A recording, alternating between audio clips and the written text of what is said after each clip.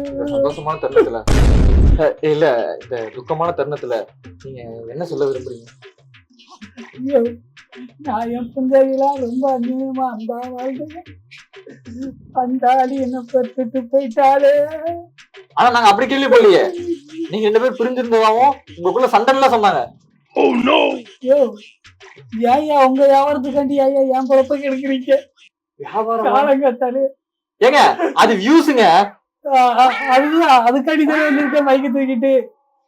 உண்மையை உனக்கு சொல்லிதானே ஆகணும். சொல்லுங்க.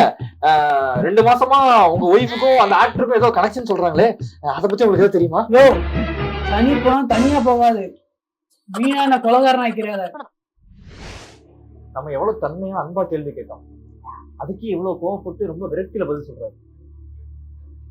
இவர் அவங்க கொண்டாட்டிய குடும்பப்படுத்தாம இருந்திருப்பாரு நினைக்கிறீங்க? கண்டிப்பா இவங்களோட சாவல் ஏதோ மர்மம் இருக்கு. அவங்க கண்டுபிடிச்சே ஆகணும்.